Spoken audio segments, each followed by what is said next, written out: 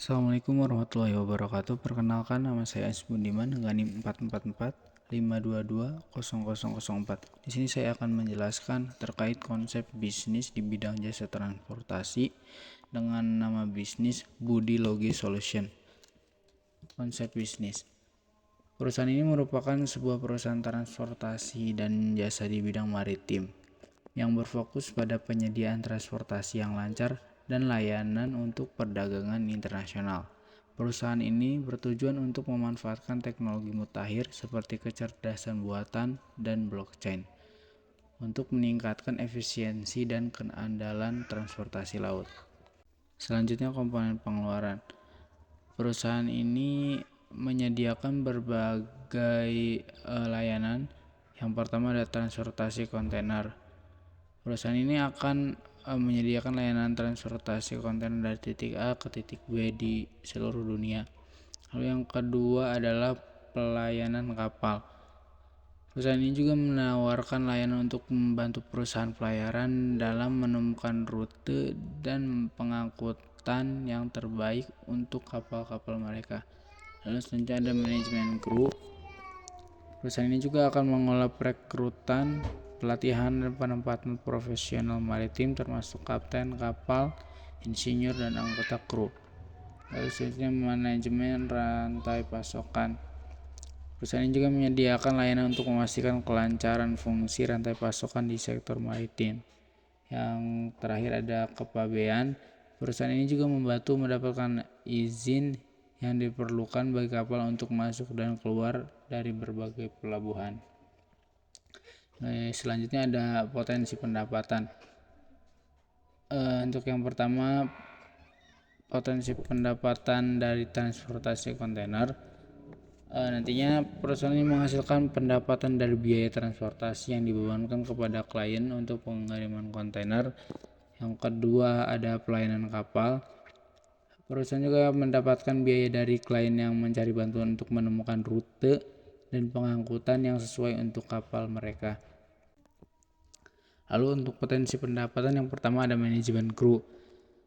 Perusahaan akan memperoleh pendapatan dari perekrutan profesional maritim oleh perusahaan pelayaran. Yang kedua ada manajemen rantai pasok.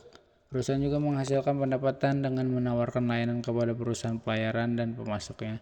Yang ketiga ada izin bea cukai. Perusahaan juga akan memperoleh pendapatan dari penyediaan layanan bea cukai untuk kapal yang masuk atau keluar dari pelabuhan. Nah, selanjutnya ada analisis SWOT. Untuk yang pertama yaitu strength atau kekuatan. Yang pertama ada keahlian di sektor maritim. Yang kedua ada keunggulan teknologi. Yang ketiga harga kompetitif. Yang keempat memperluas jaringan. Selanjutnya ada weakness atau kelemahan. Yang pertama lingkungan peraturan. Perusahaan ini mungkin menghadapi tantangan karena lingkungan peraturan yang ketat di sektor maritim. Yang kedua ada risiko keamanan. Perusahaan ini mungkin terkena risiko keamanan cyber karena ketergantungan pada teknologi dan meningkatnya kecanggihan ancaman cyber. Yang ketiga ada biaya awal yang tinggi. Yang keempat yaitu kondisi pasar yang berfluktuasi. Mungkin mengalami fluktuasi di pasar transportasi laut yang dapat berdampak pada profitabilitasnya. Yang ketiga ada opportunities. Yang pertama pada opportunities meningkatkan perdagangan internasional. Seiring dengan pertumbuhan perdagangan internasional, perusahaan ini akan mendapatkan keuntungan dari peningkatan permintaan transportasi dan jasa di sektor maritim. Yang kedua ada peningkatan efisiensi. Perusahaan juga memanfaatkan teknologi canggih untuk meningkatkan efisiensi dan keandalan transportasi laut sehingga menghasilkan penghematan biaya bagi klien. Selanjutnya ada perubahan peraturan.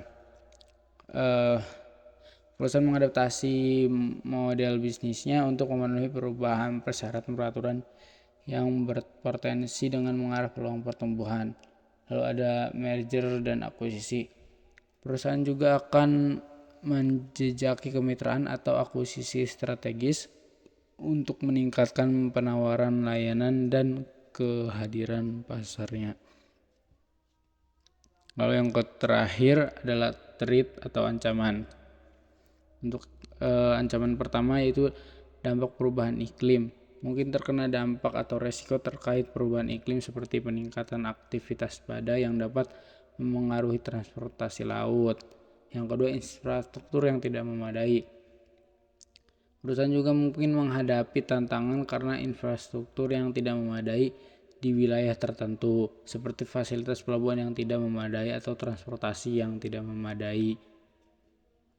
Mungkin hanya itu yang bisa saya sampaikan. Kurangnya mohon maaf. Wassalamualaikum warahmatullahi wabarakatuh.